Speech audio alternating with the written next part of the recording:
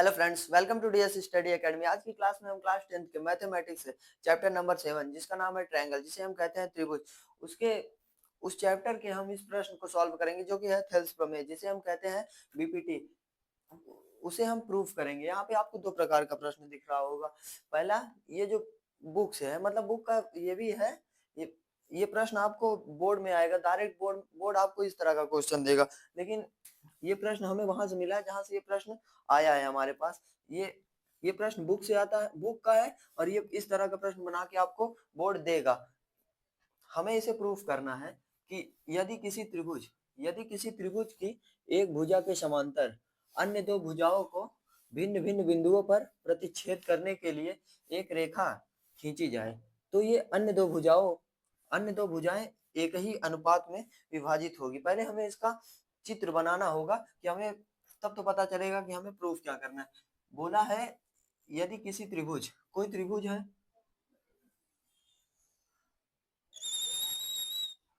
ये हो गया कोई त्रिभुज जो कि है जिसका नाम ए बी सी, ये कोई त्रिभुज हो गया। एक भुजा के समांतर अन्य दो भुजाओं को भिन्न भिन्न बिंदुओं पर प्रतिच्छेद करता है। इस भुजा के समांतर एक और भुजा खींची जाती है जो इसके समांतर होगी, और वो भिन्न भिन्न बिंदुओं पर प्रतिच्छेद करती है। इसके समांतर मतलब इधर कहीं खींची जाएगी, इसके समांतर होगी, जिसका नामकरण हम डीई कर देते हैं। ये बीसी जो है डीई के समांतर है, ये बीसी जो है ये डीई के समांतर है। तो हमें सिद्ध करना है कि जो अन्य दो भुजाएं कौन कौन सी है, ये ए बी और ए सी, ये अन्य दो भुजाएं हैं। इनका जो अनुपात होगा, दो भुजाएं एक ही अनुपात में विभाजित होंगी, मतलब ए डी बटा D B is equal to A E बटा ई सी को हमें सिद्ध करना है। तो सिद्ध करना है, यहाँ पे लिख दे हम, सिद्ध करना है, सिद्ध करना है। हमने इस प्रश्न को इसलिए लिखा है कि यहाँ जो प्रश्न हमें, जहां से ये प्रश्न हमें मिला था, वो स्टूडेंट कंफ्यूज ना हो कि हमने तो प्रश्न दूसरा दिया था, ये प्रश्न कहाँ से आया। ये प्रश्न, मेन प्रश्न ये है जो बोर्ड देगा आपको। बोर्ड अभी तक ये हर दूसरे साल में पूछा जाता है। ये 2024 में पूछा गया था, 25 में नहीं पूछा गया था। तो इसी तरह का दिया था, इस तरह का नहीं दिया था। बोर्ड आपको इस तरह का नहीं देगा, क्योंकि इसमें स्टूडेंट कंफ्यूज हो जाएंगे। ये आपको डायरेक्ट बोल रहा है कि यदि किसी त्रिभुज की एक भुजा के समांतर अन्य दो भुजाओं को भिन्न भिन्न बिंदुओं पर प्रतिच्छेद करने के लिए एक रेखा खींची जाए, तो ये अन्य दो भुजाएं एक ही अनुपात में विभाजित होती है। इस तरह का इसमें कहीं कुछ नहीं बोला है। इसमें डायरेक्ट बोला है मूलभूत आधारभूत समानुपातिकता प्रमेय का कथन लिखिए और इसको सिद्ध कीजिए। ये डायरेक्ट बोल दिया है, तो इस तरह का बोर्ड आपको नहीं देता है प्रश्न। प्रश्न आपको इस तरह का देगा। तो हमें यहाँ पे सिद्ध करना है कि ये जो एडी है, एडी बटा डीबी जो है, एडी बटा डीबी बराबर है एई बटा ईसी के, एई बटा ईसी के। तो एई बटा ईसी के, ये जो एडी बटा डीबी है ये बराबर है एई बटा ईसी के। हमें इसको सिद्ध करना है। तो सबसे पहले हम उपपत्ति प्रूफ को लिखेंगे। उपपत्ति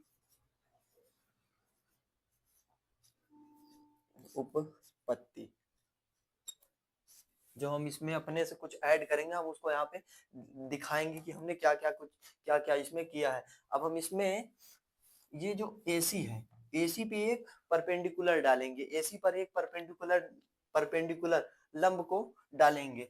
तो AC पे एक लंब को डालेंगे, तो ये AC पे एक लंब को हमने डाल दिया जो कि DM होगा।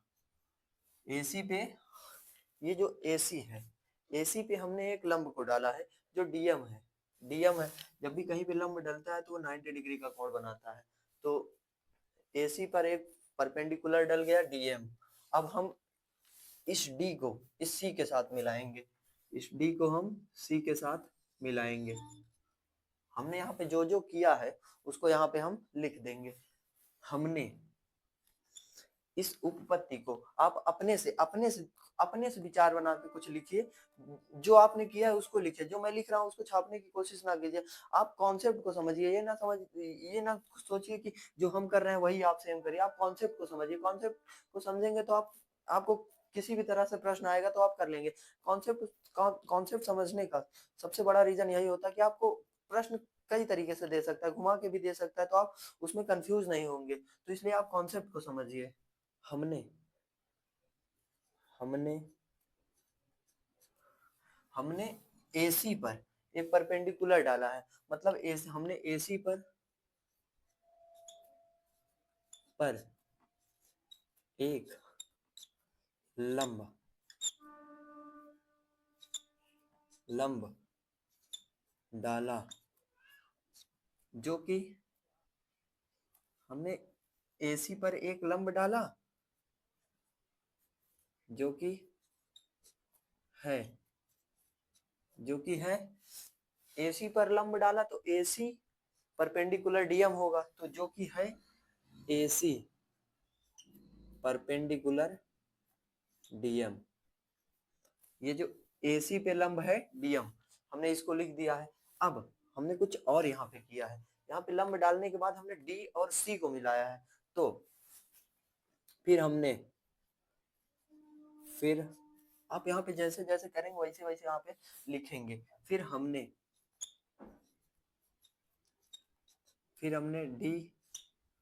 डी और सी को आपस में मिलाया, डी और सी को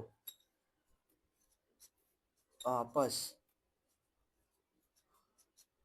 में मिलाया आपस में मिलाया आपस में मिलाया हमने एसी पर एक लंब डाला, एसी पे हमने एक लंब डाला जो कि एसी परपेंडिकुलर डीएम होगा। अब हमने डी और सी को मिला दिया है, डी और सी को मिला दिया है। अब हम यहाँ पे चलेंगे। अब ये जो ए डी ई, हम इसको इसलिए ले रहे हैं क्योंकि हमें ए ई और ए डी को लेना है। ए डी और ए ई को पाना है, तो इसलिए हम पहले ए डी ई त्रिभुज में चलेंगे। ए डी ई त्रिभुज का क्षेत्रफल, त्रिभुज ए डी ई का क्षेत्रफल। किसी भी त्रिभुज का क्षेत्रफल क्या होता है? किसी भी त्रिभुज का क्षेत्रफल होता है 1/2 इंटू आधार इंटू ऊंचाई। 1/2 इंटू आधार इंटू ऊंचाई। किसी भी त्रिभुज का क्षेत्रफल हो, किसी भी त्रिभुज का क्षेत्रफल होता है 1/2 इंटू आधार इंटू ऊंचाई। तो यहाँ पे हमने एडीई का क्षेत्रफल लिया है, एडीई का क्षेत्रफल लिया है। हम यहाँ पे आधार लेंगे पहले एई को लेंगे क्योंकि हमें यहाँ पे एई चाहिए, तो हम पहले एई को आधार लेंगे। एडीई का क्षेत्रफल 1/2, आधार हम यहाँ पे लेंगे एई को, तो आधार हो जाएगा एई मल्टीप्लाई। अब यहाँ पे हमें लंब लंब हमें यहाँ पे लंब चाहिए, तो लंब क्या है? डीएम। ये जो डीएम है यही लंब है, तो डीएम हो गया, ठीक। अब इसी प्रकार हम इस त्रिभुज में चलेंगे। ये जो सी डी ई दिख रहा है आपको, ये जो सी डी ई दिख रहा है, अब हम इस त्रिभुज में चलेंगे। सी डी ई जो दिख रहा है, अब हम इस त्रिभुज में चलेंगे। इसी प्रकार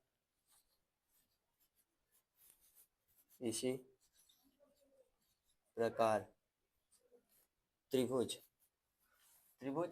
सी डी ई का क्षेत्रफल, त्रिभुज सी डी ई का क्षेत्रफल। जैसे यहाँ पे 1/2 आधार इंटू ऊंचाई लगाए थे, तो यहाँ पे भी हम उसी तरह करेंगे। यहाँ पे भी 1/2, यहाँ पे हम आधार को लेंगे ईसी को आधार मानेंगे यहाँ पे, क्योंकि हमें ईसी की जरूरत है, इसलिए हम ईसी को लेंगे आधार।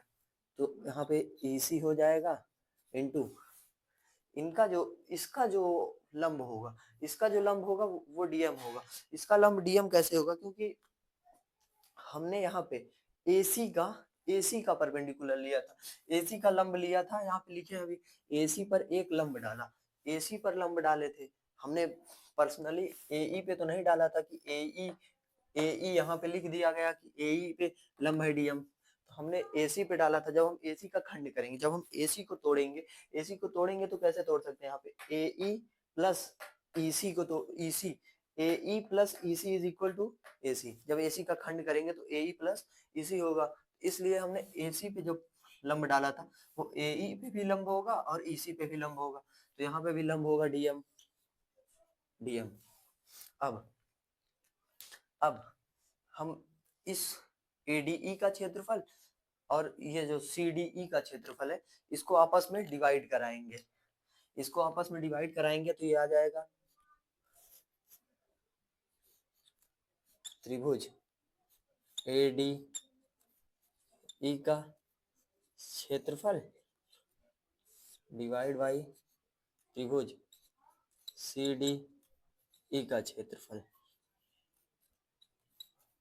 बराबर, हमें इसको डिवाइड करना है तो पहले जो लिखे हम उसका पहले क्षेत्रफल लिख लेंगे, half into AE into DM इसका, अब इसका half into EC into DM, अब जो कट रहा है उसको काट देंगे हम, DM से DM चला गया, हाफ से हाफ चला गया। अब यहाँ पे ये जो त्रिभुज ADE का क्षेत्रफल है, ADE का क्षेत्रफल डिवाइड बाई त्रिभुज CDE का क्षेत्रफल बराबर, ये कट गया, DM भी कट गया, तो यहाँ पे बचेगा क्या, AE बटा EC, समीकरण 1, समीकरण 1, ये हो गया समीकरण 1, ये हो गया समीकरण 1। अब हम यहाँ पे अब AB पे लंब डालेंगे, जैसे यहाँ पे AC पे लंब डाला था हमने, जब हम AC पे लंब डाले थे तो हम इस त्रिभुज को लिए थे और इस त्रिभुज को लिए थे। अब हम AB पे लंब डालेंगे, ये जो AB है, ये जो AB है, अब हम इस पे लंब डालेंगे। AB पे जब लंब डालेंगे तो यहाँ से डालेंगे, AB पे लंब हो जाएगा, AB पे लंब हो जाएगा, AB पे लंब मान लीजिए हम N को रख लेते हैं, यहाँ पे N को रख लेते हैं। हमने AB पर एक लंब डाला जो कि है EN, AB पर लंब को डाला है जो कि है EN। अब B और E को आपस में मिला देंगे, इस B और E को आपस में मिला देंगे, इस B और E को आपस में मिला दिए हम। अब त्रिभुज ADE का क्षेत्रफल फिर से निकालेंगे। त्रिभुज ADE का क्षेत्रफल इसलिए निकालेंगे क्योंकि हमने एक बार निकाला तो हमने आधार को AE लिया था, यहाँ पे AE दिया है इसलिए हमने आधार को AE लिया था। अभी हमें AD चाहिए, यहाँ पे AD दिया है, हमें AD चाहिए तो हमें फिर से इस त्रिभुज का क्षेत्रफल निकालना होगा, क्योंकि हमें AD चाहिए तो हम फिर से इस त्रिभुज का क्षेत्रफल निकालेंगे। हम पहले जो यहाँ पे किए हैं, जो रचना यहाँ पे किए हैं, जो अपने से कुछ ऐड किए हैं, फिर से उसको उपपत्ति, ये उपपत्ति 1 हो गया, अब यहाँ पे उपपत्ति 2 डालकर फिर से लिखना होगा, फिर से लिखना होगा कि हमने क्या क्या किया है इसमें। उपपत्ति 2, उपपत्ति 2, हमने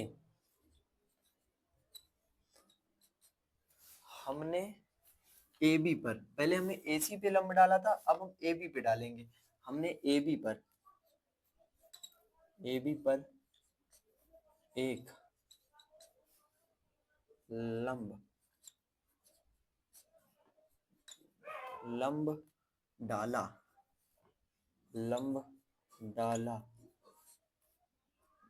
हमने AB पर एक लंब डाला जो कि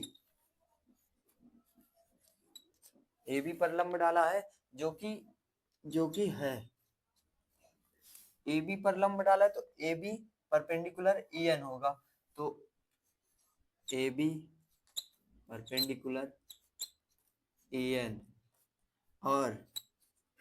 और हमने क्या किया है, और हमने E और B को, ये E और B को आपस में मिलाया है।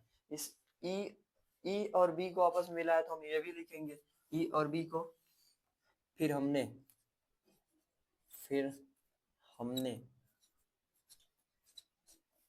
ई और बी को आपस में मिलाया,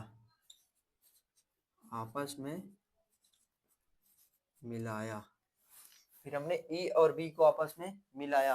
अब हम यहाँ पे फिर से चलेंगे, त्रिभुज ADE का क्षेत्रफल, फिर से निकालेंगे। फिर से हम इस त्रिभुज का क्षेत्रफल निकालेंगे। त्रिभुज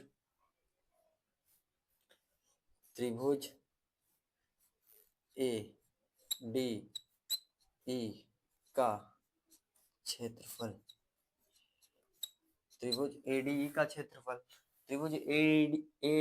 का क्षेत्रफल हाफ इंटू, पहले हमने जब त्रिभुज ADE का क्षेत्रफल निकालना था तो हमने आधार को AE लिया था क्योंकि हमें यहाँ पे AE की जरूरत थी। अब हम यहाँ पे AD को लेंगे क्योंकि हमें AD की जरूरत है यहाँ पे, तो हम यहाँ पे AD को लेंगे आधार।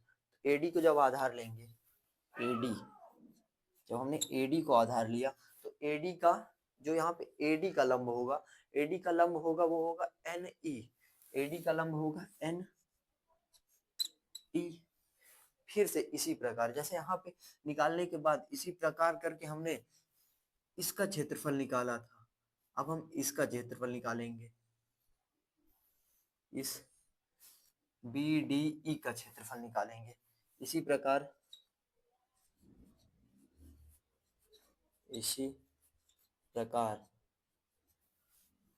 त्रिभुज BDE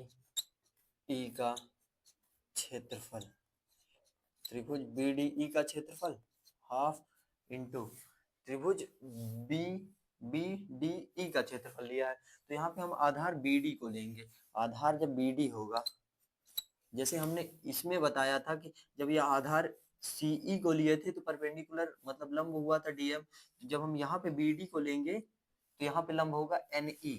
जब इसका लंब NE होगा, जैसे हमने यहाँ पे डिवाइड किया था, ये जो दोनों निकल के आया था, दोनों का क्षेत्रफल निकल के आया था, तो हमने जैसे यहाँ पे डिवाइड किया था उसी प्रकार हम यहाँ पे डिवाइड करेंगे, यहाँ पे भी डिवाइड करेंगे। त्रिभुज ADE का क्षेत्रफल, डिवाइड त्रिभुज BDE का क्षेत्रफल। त्रिभुज ADE का क्षेत्रफल क्या है? 1/2 into AD into NE, 1/2 into BD into NE। जो कट रहा है उसे हम काट देंगे, NE से NE चला जाएगा, हाफ से हाफ चला जाएगा, यहाँ पे क्या बचेगा? त्रिभुज ADE का क्षेत्रफल, फिर त्रिभुज BDE का क्षेत्रफल। ये 1/2 से 1/2 चला गया, NE से NE चला गया, तो यहाँ पे बचेगा AD बराबर BD, AD बटा BD बराबर नहीं। ये हो गया समीकरण 2, ये हो गया समीकरण 1, ये हो गया समीकरण 2। अभी हमें अब इस समीकरण 1 को, इस समीकरण 2 को ध्यान में रखिएगा क्योंकि अब हमें इसे पूरा इरेज करके फिर से यहाँ से स्टार्ट करना होगा, क्योंकि ये स्मार्ट बोर्ड तो है नहीं कि हम इसको स्किप करके दोबारा इसको ला सकते हैं। अब हमें इरेज करना होगा, इसलिए हम आपको पहले से बता दे रहे हैं समीकरण 1 को और समीकरण 2 को ध्यान में रखिएगा कि ये क्या है। समीकरण 1 और समीकरण 2 को ध्यान में रखिए। अब हम इसमें सबसे पहले वो इक्वेशन लिखेंगे, जो इक्वेशन हमने आपको कहा था कि आप उस इक्वेशन को ध्यान में रखिएगा, क्योंकि ये स्मार्ट बोर्ड तो है नहीं कि हम इसमें स्किप करके आपको दिखा देंगे, इसलिए हमने पहले ही बताया था कि आप उस इक्वेशन को ध्यान में रखिए। हम उस इक्वेशन को पहले लिख देते हैं। इक्वेशन क्या था? त्रिभुज त्रिभुज एडीई का क्षेत्रफल, त्रिभुज एडीई का क्षेत्रफल, त्रिभुज एडीई का क्षेत्रफल बटा त्रिभुज सीडीई का क्षेत्रफल, सीडीई का क्षेत्रफल कितना दिया था? दिया था एई बटा ईसी, दिया था एई बटा ईसी। ये था हमारा समीकरण नंबर 1। दूसरा इक्वेशन क्या था? त्रिभुज ए टी ई का क्षेत्रफल बटा त्रिभुज बी डी ई का क्षेत्रफल। दूसरा इक्वेशन हमारा बी डी ई का क्षेत्रफल बटा ए डी ई का क्षेत्रफल बटा बी डी ई का क्षेत्रफल बराबर ए डी बटा बी डी, समीकरण 2। हमें यहाँ पे हमने उसमें आपको कहा था कि आप इन दोनों इक्वेशन को ध्यान में रखिएगा। ये वही दो इक्वेशन है जो हम अभी आपको बताए थे, दोनों इक्वेशन को। आप इन दोनों इक्वेशन को ध्यान से देखिए, आपको इसमें क्या कॉमन दिख रहा है? आपको इसमें दिख रहा है ये एडीई का क्षेत्रफल है, ये भी एडीई का क्षेत्रफल है, लेकिन ये जो बटे में है ये सीडीई का क्षेत्रफल है, यहाँ पे बीडीई का क्षेत्रफल। यहाँ यदि ये बीडीई का क्षेत्रफल जो है यहाँ पे भी सीडीई का क्षेत्रफल आ जाए तो हमारा काम बन जाए। हमें यहाँ पे किसी प्रकार से ये जो सीडीई है यहाँ पे भी हमें सीडीई को लाना होगा, किसी तरह से हमें यहाँ पे भी सीडीई को लाना होगा। इसके लिए हमें चलना होगा चित्र में, हमें चलना होगा चित्र में।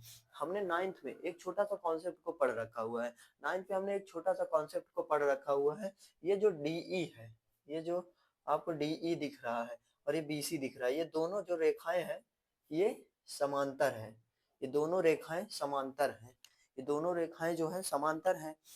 और हमने 9th में जो छोटा सा कॉन्सेप्ट पढ़ रखा है वो कॉन्सेप्ट है, यदि दो समांतर रेखाओं के बीच में, यदि दो समांतर रेखाओं के बीच में, दो समांतर रेखाओं के बीच में दो त्रिभुज, दो त्रिभुज, दो त्रिभुज जिनका आधार, जिनका जो बेस है आधार वो सेम हो, उस त्रिभुज का, उन दोनों त्रिभुज का क्षेत्रफल बराबर होगा अगर आधार उसमें का बराबर है। तो हमने यहाँ पे ये जो डीई है, डीई सी है, ये जो त्रिभुज डीई सी है ये, और यहाँ पे डीई बी, त्रिभुज डीई बी, समांतर रेखा, समांतर रेखा पे ये दोनों त्रिभुज बन रहे हैं। इस समांतर रेखा में, समांतर रेखा पे ये दोनों त्रिभुज बन रहे हैं। इनका आधार हम डीई को अगर लेते हैं तो डीई दोनों में बराबर है, दोनों में डीई बराबर है और दोनों समांतर रेखाओं के बीच में है, दोनों समांतर रेखाओं के बीच में है, इसलिए इनका जो क्षेत्रफल होगा ये त्रिभुज बीडीई, त्रिभुज बीडीई और त्रिभुज सीडीई का जो क्षेत्रफल होगा ये आपस में बराबर होगा। हमने 9th में एक छोटा सा कॉन्सेप्ट पढ़ रखा है तो हम वही कॉन्सेप्ट यहाँ पे लिख देंगे। हमने जो पढ़ा हुआ है हम उसी को लिख रहे हैं, अलग से कुछ नहीं ऐड कर रहे हैं, आपने 9th में पढ़ रखा होगा। अब हम जानते हैं,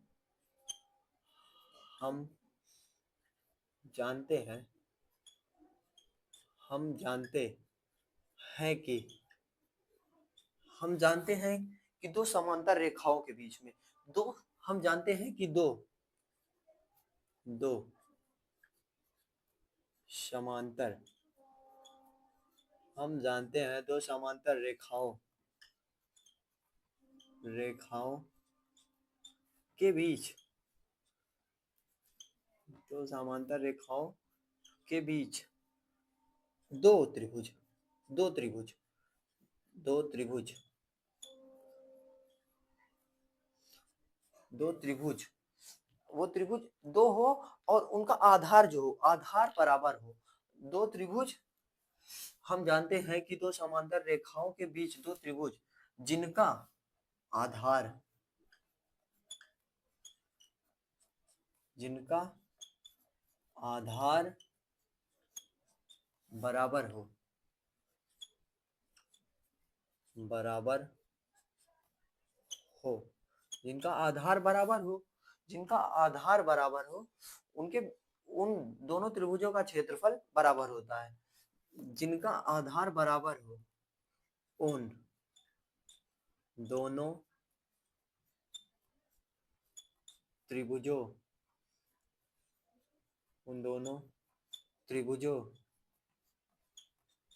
का क्षेत्रफल बराबर होता है। इसलिए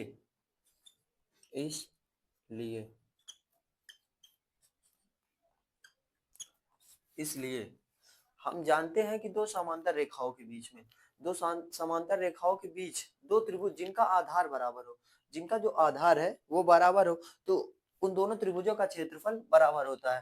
तो यहाँ पे दोनों त्रिभुज कौन कौन से हैं? ये बी डी ई है और ये सी डी ई है। तो इसलिए त्रिभुज बी डी ई का क्षेत्रफल बराबर त्रिभुज बी डी ई का क्षेत्रफल हो गया। अब सी डी ई का क्षेत्रफल, त्रिभुज सी डी ई का क्षेत्रफल। इसलिए ये दोनों त्रिभुजों का क्षेत्रफल आपस में बराबर होगा। अब हम या तो इस BDE की जगह पे इस CDE को रख दे, या तो इस CDE की जगह में इस BDE को रख दे। तो हम किसी एक को चेंज करेंगे।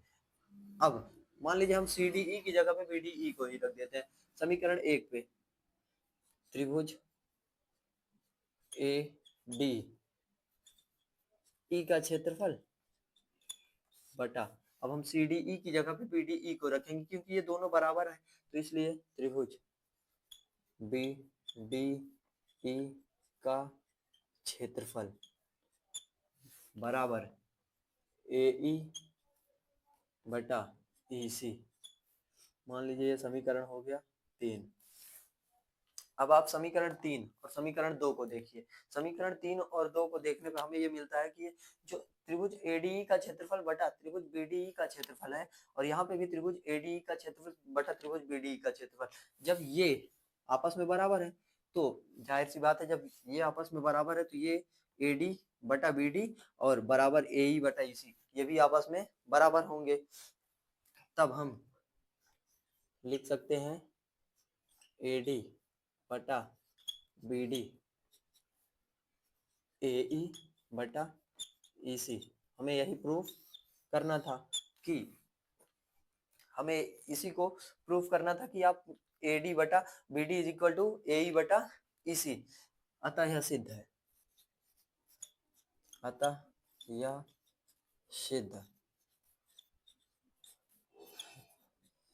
ये प्रश्न आपको जितना बड़ा दिख रहा है वो उतना ही बड़ा आपको नंबर भी दिलाएगा। ये प्रश्न जब भी पूछा जाता है, ये प्रश्न आपको 6 नंबर का पूछा जाएगा। आपका ये पूरा का पूरा 6 नंबर कंफर्म करा देता है बोर्ड में।